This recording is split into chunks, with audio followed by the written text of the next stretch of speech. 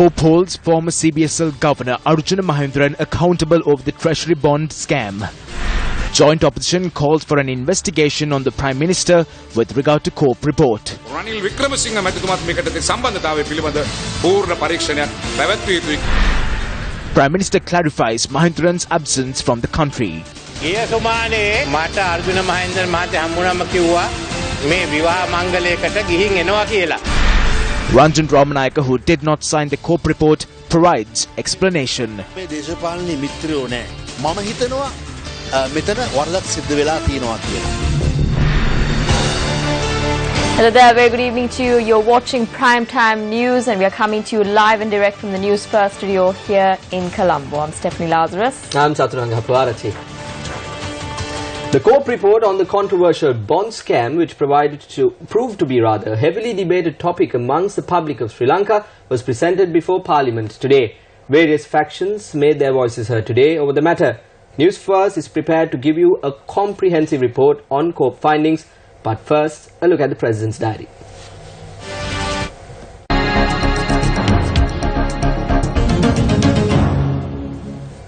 On your top story tonight, the President made an important announcement related to irrigation and agriculture today. The 30th annual conference of the Mahaweli Engineers Association took place in Colombo today under the auspices of the President.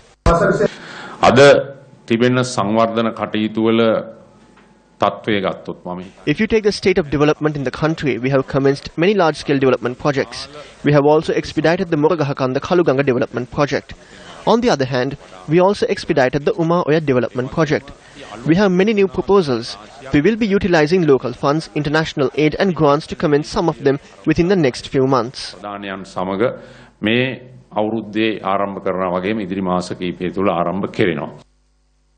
As promised earlier on in the bulletin, we have a comprehensive report in terms of what happened at COPE in Parliament today. And we have Joel Outskun standing by at the newsroom to give you this update. Joel, good evening to you. Good evening, Chaturanga. Thank you very much for that handover. Now, the COPE report has been finally presented in Parliament today. The COPE report confirmed today that the former governor of the central bank, Arjuna Mahendran, is directly responsible of the bond scam. The recommendations of the committee report calls for legal action against Arjuna Mahendran and all other central bank officials who are responsible for the scam. We investigated the transaction that took place on the 27th of February 2015. The committee notes that according to the evidence presented before the committee and the information that we gathered there, that there is reasonable doubt that the former central bank governor interfered in this process. The committee also notes that there is reasonable doubt that the lack of transparency and the manner in which the transaction was conducted resulted in a betrayal of the trust placed in the central bank. The committee also observed that one primary dealer, Perpetual Treasuries, was able to earn a large profit through the bond transactions that took place during this period. The committee has recommended that action be taken against the central bank officials and institutions involved, as well as take measures to reclaim from the responsible persons the loss or damages caused to the state and the people. We also reiterate that judicial action must be taken against these offences.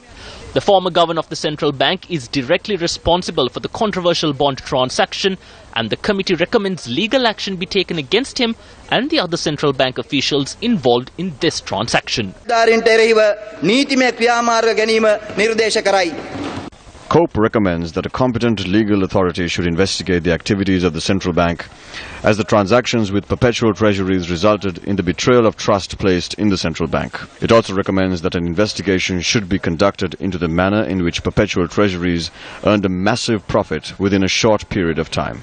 The committee, which reminds the central bank that it is their responsibility to uncover whether a financial loss has been incurred, reiterated that the Parliament should intervene directly to ensure that the central bank implements the recommendations of COPE as well as prevents recurrence of such incidents. COPE also notes in its recommendations that it is the Parliament's responsibility to ensure that the government recovers the losses they incurred. The Committee on Public Enterprises also notes that the central bank and other institutions should provide guarantees to implement rigorous mechanisms that will ensure the non-recurrence of such incidents. Appointment of an observer group by the executive to monitor and look back at the manner in which the central bank calls for and awards financial tenders was also another recommendation of COPE. The committee goes on to recommend that priority be given to state institutions when the central bank aims to raise money through bonds, and also calls for the creation of a mechanism to look into the activities of the primary and secondary markets. COPE, through its recommendations, also calls for the guidelines on public debt management to be updated and the amendment of the Exchange Commission Act in order to maintain transparency and trust in the central bank. Chairman of COPE, Sunil Handunneti, revealed that all members of COPE have agreed on the recommendations of the report. He, however, notes that there is a division among the members along the lines of the report and the report with footnotes. 16 members of COPE have approved the report without footnotes. They are Sunil Handunneti, Rauf Hakim, Anura Priyadarshana Yapa, Dayasiri Jayasekara, Lakshman Siniviratna, Lasanta Alagiyawanna, Anura Disanayaka, Chandrasiri Gajadira, Mahindananda Alutkamage, Bimal Ratnayaka, Veerakumara Disanayaka, S. Sridharan, M.A. Sumandiran, Dr. Nalinda Jayatissa, and Nyanamuthu Srinesan.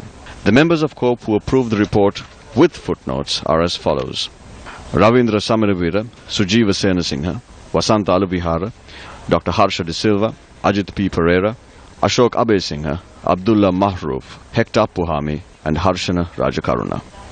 Incidentally, MP Ranjan Ramanayaka, who is also a member of the Committee on Public Enterprises, has not signed either report.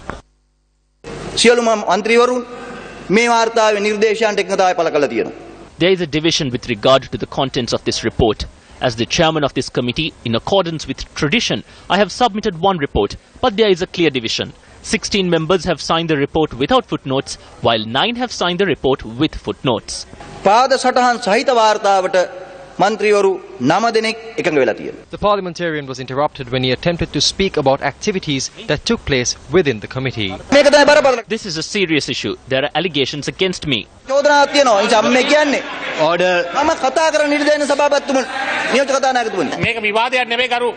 This is not a debate. The people who are clapping have forgotten this. Mahinda Rajapaksa tosses away 30 reports that came during his time. Do you remember this? Mahinda රාජපක්ෂගේ ආණ්ඩු කාලේ කෝප වාර්තා 30ක් තිබ්බා. ඒ ඔක්කොම කුණුබක් කියන දැම්මා. කුණුබක් කියන දැම්මා. මතකද? මට කාරක සභාවේදී Don't let the injustice that took place in the committee take place in Parliament as well. As the chairman, you were given the opportunity to present the report and explain your recommendations. I cannot give you the opportunity to let you discuss what happened inside the committee as well. You are correct. When presenting this report, there is no need to discuss what took place inside the committee as well. However, this is a special circumstance. You would have noticed several days ago we saw media reports stating that the COPE chairman walked away from the proceedings. Some had interpreted this as a conspiracy. Some interpreted this as an act of treason. Therefore, I believe that his request to state what happened is justified.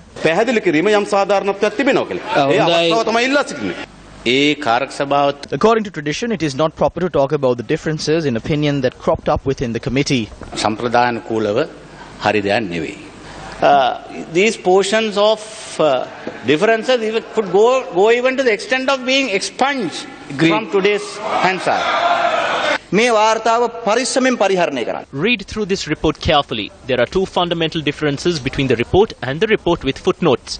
I request the people of this country to consider this report and the footnotes carefully and take an intelligent decision.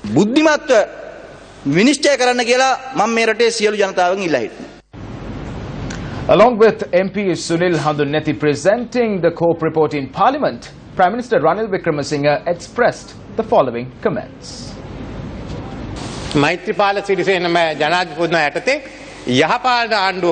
All this was made possible through the government of good governance under President Maithripala Sirisena. When I was schooling, I read a book by Gunadasa Amarasekara titled Yali Upannemi or Rebirth. These individuals have been reborn and they now remember good governance. We consider this a victory because we have fought a long battle to establish the fiscal power of the Parliament. For 10 years, I fought in Parliament to establish these committees, but you rejected it. Today, this committee has presented its report aimed at an institute which falls under my purview. Let us debate this report after it is printed. Let's send this report to the Attorney General. I have already sent a list of issues to the Attorney General with regard to the central bank. We can gather all we have and get the Attorney General's advice on it. Parliament has secured a victory. As the government of good governance, we are accountable for it. We fought for it in Parliament. At least now, do you accept the leadership of President Maithripala Sirisena? If an inquiry was held into the Greek bonds, then this issue will not arise. This received so much opposition because you thought that we would not allow it. Our main aim is to strengthen Parliament. You should be ashamed of yourselves. You should apologize to the people. This chamber has the right to accept this report or reject it. Then it will be sent to the Attorney General and we can decide the future course of action. This Parliament has the power to look into any wrongdoing by a member of Parliament, even us. We did it. We turned rogues into those who follow good governance. The people who stand before you are the sentinels of good governance.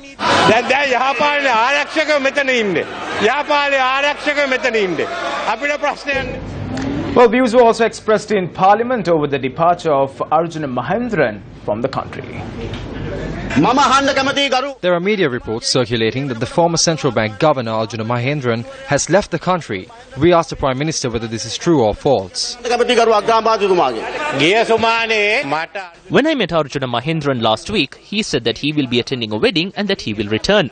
He hasn't fled the country like Udayanga Veeratunga.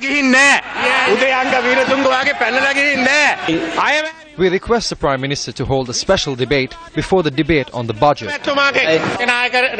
We will discuss this during the party leaders' meeting and schedule a day. We are not afraid. Do you remember when Mahinda Rajapaksa threw 30 corp reports into the garbage? Do you remember when Vijayadasa Rajapaksa was forced out as the chairman?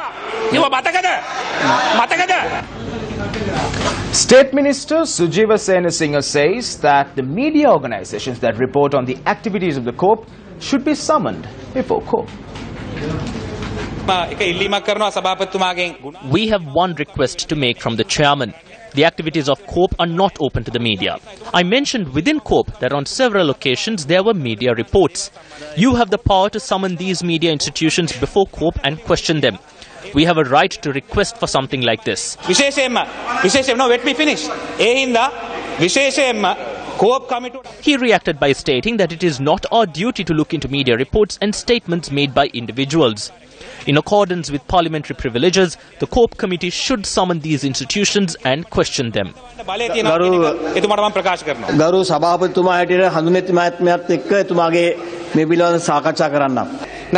The leader of the House should be summoned first. He is the individual who made the first statements with regard to COPE. His views were very critical of COPE. We don't have the need to act like political infants. The report has been presented. Now we should decide on what we should do with the recommendations. Please, sit down, please.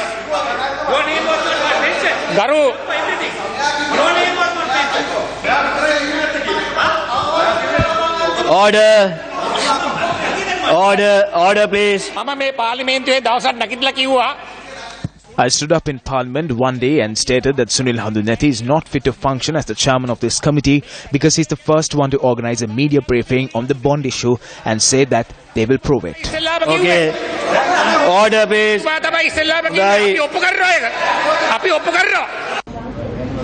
Well, now several parties also responded to the statement made by State Minister Sujiva Senasinghe.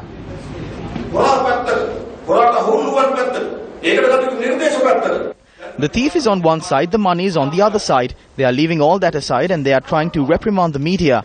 The media carried out an exceptional task. They took this matter to the public. Now the media too is being threatened because they want to bring them before COPE. They say that the media should be brought before the Committee on Benefits and that they should be brought before Parliament. What is the government doing? What it had to do was to say whether the facts that were reported were right or wrong.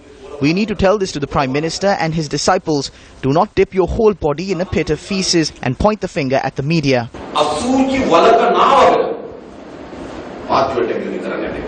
ජනමාධ්‍ය හරහා තමයි ජනතාව දැනගත්තේ එක්සත් ජාතික පක්ෂ කණ්ඩායම සුජිත සේනසිංහ මන්ත්‍රීතුමා ඇතුළු මේ මහා බැංකු දූෂිතයන් ආරක්ෂා කරන්න. The public got to know about this through the media. The attempt by the group of UMP MPs including Sujiva Senasinghe to protect these scammers and to hijack the COPE was not known even by the media. The UMP members of COPE surrendered because the chairman of the committee worked with a straight backbone and because the media created a public opinion about this. It is not the journalists that should be brought before COPE. It is the UNP members of COPE and the ministers of the UNP who are not in COPE that should be brought before it. People who made statements like there should be a media culture, there should be no interference in the media, journalists should not be threatened and media institutions should not be set ablaze, while they were in opposition are now acting in a different manner. We condemn the statements made by Sujiva Senasinghe. He said that all the media that reported on the matter should be brought before the law. All I can say is that this is a violation of civil rights. The legal knowledge of attorney-at-law Sujiva Senasinghe was not used to save the public money of the country. The members of the Footnote clan did not use their knowledge on law and economics to protect the public funds of their country. They always tried to protect the money that was defrauded by Arjuna Mahendran. Do you know what they asked from the Auditor General? They asked whether he was Lord Buddha. That is good governance. They used a number of words that were not suitable. Well,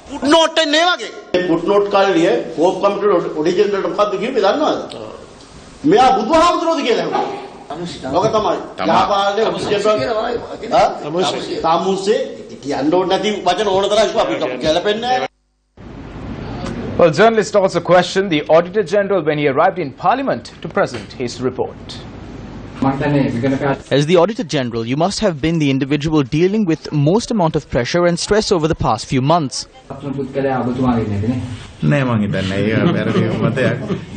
No, that is a wrong opinion. I was not under any pressure. I have done the right thing in the right manner. I have not done anything unnecessary, so I do not face such an issue.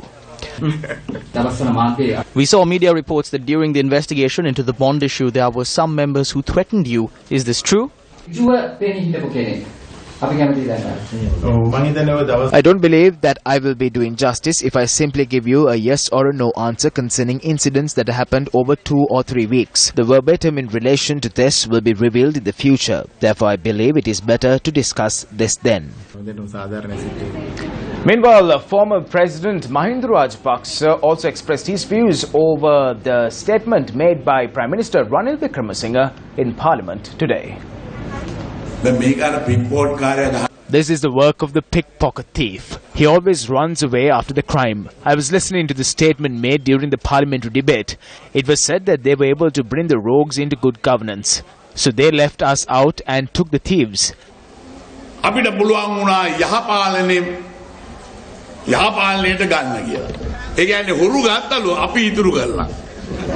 means the rogues are with the good governance and they claim that as a victory. Well, now the joint opposition also commented on the COPE report, convening a media briefing at the parliamentary complex. It does not matter what the Prime Minister says tomorrow. It is only the Prime Minister who speaks on this. Where are the other ministers who are in charge of finances? For the past 1.5 years, they failed to speak even a single word. We have requested for a debate. We requested that Parliament be summoned before the budget and have at least a 2-day debate on this. We request the President to establish an extraordinary presidential commission and take legal action on this matter.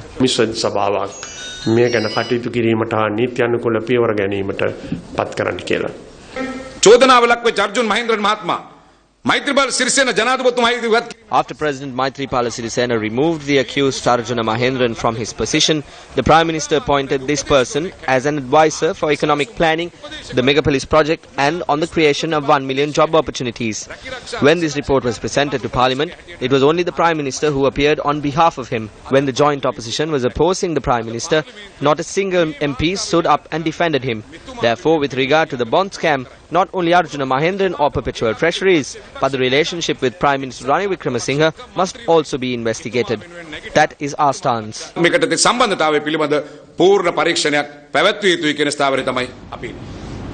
Well, as mentioned on our headlines this evening, it was revealed that Deputy Minister Ranjan Ramanayake had not signed the COPE report. The Deputy Minister also expressed as to why he did not do so. Ranjan Ramanayake has not placed his name on either reports. He's in the country and he spoke to me yesterday. He has not supported any report. දෙකෙන් එකටවත් එකට පළ කළා නැහැ අපේ කාර්ක සභාවේ. He's not opposing, he's කතා කළා තියෙනවා. ආවේ ජපානයේ ඉඳලා ටෝකියෝ නගරේ I returned from Japan. The ministry received an invitation from the mayor of Tokyo. I returned last morning. I called the chairperson, Sunil Handuneti, and informed him over the phone of my complete support. He accepted it. I have no political friends. I cannot provide a statement on the footnotes. I think there's a mistake here. මම හිතනවා මෙතන වරදක් සිද්ධ වෙලා තියෙනවා කියලා. Now, Newsfirst attempted to contact former governor of the central bank, Arjuna Mahendran, in this regard to obtain his response. However, since he is overseas, our attempts proved futile. We would like to say that if Arjuna Mahendran would like to come forward and provide us with an explanation, Newsfirst is ready to give him that opportunity. With that, it's back to the studio. Chaturanga, over to you. Thank you, Joy, for that comprehensive update about the COP and what happened in Parliament today. We have more news coming your way. Stay with us.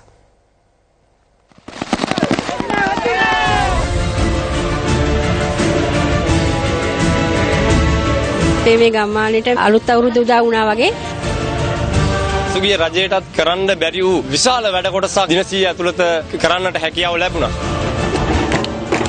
සිරසට ජයෙන් ජයෙන් වේවායි ප්‍රාර්ථනා කරනවා. මින් ඉදිරියටත් මේ වැඩසටහන ගෙනියන්න.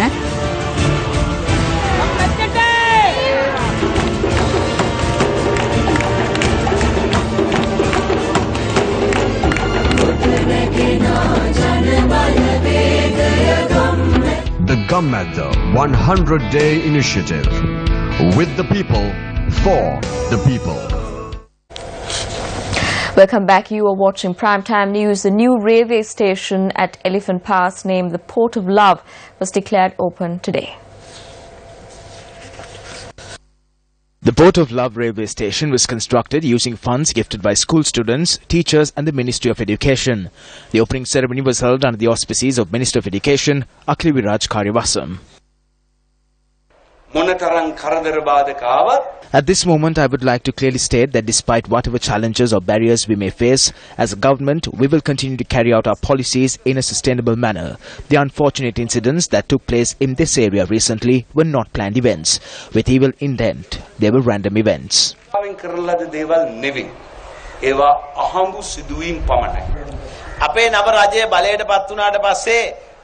After the new government came into power, the President, Prime Minister Ranil Wickremesinghe, the governors and all other ministers decided that the main responsibility of the government should be to ensure that such a dark era should never be seen in our country again, and that we should create an environment where equal rights are afforded to all and where everyone can live in one united country.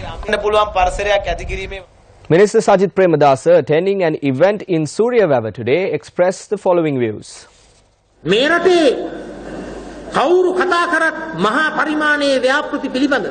Although several factions speak of large-scale projects today, out of 5.1 million families of this country, 2.4 million families face various hardships when it comes to housing.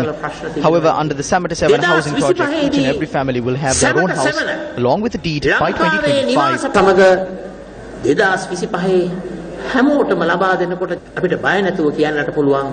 The minister expressed the following views while participating at a cultural festival at the Suryawava Community Hall in the Hambantota district. 245,000 rupees was presented for the event through the Janasuvya Foundation. The last time Sri Lanka played Test against Zimbabwe was in 2004 when Marwan Atapattu was functioning as captain in a full series. Sri Lanka will take on Zimbabwe again in the first Test tomorrow in Harare. Whether we play with experienced players or inexperienced players, the game will be a challenge for all. There are players who have played a lesser number of games and this will be a good experience for them. As the captain, I believe that the team is balanced. The team is in high morale following the victory against Australia. I have faith in the team and I hope to come back with a victory. Ace shuttler Niluka Karunaratne advanced to the finals of the men's singles event under the open category at the 64th National Badminton Championships 2016. The 64th National Badminton Championships 2016 is taking place at the Boyagane Army Stadium in Kurunegala. Nicola faced off against Sachin Dias in the semi-finals and won the encounter 2-love. Nicola's siblings ducked it out in the other semi-finals with Dinura Karunaratne suffering a 2-love loss to Chamika Karunaratne. Tilini Hendaheva and Kavindi Sirimana made it to the finals of the women's singles at the 64th National Badminton Championships 2016. They defeated Achini Ratnasiri and Dilmi Dias respectively. The finals will take place tomorrow. Well, that's a wrap of Primetime News. Remember, to stay ahead, you need to stay close to News First. For that, you simply need to log on to our website, www.newsfirst.lk. I'm Stephanie Lazarus. I'm Satrang Hapuarati. Take care and good night.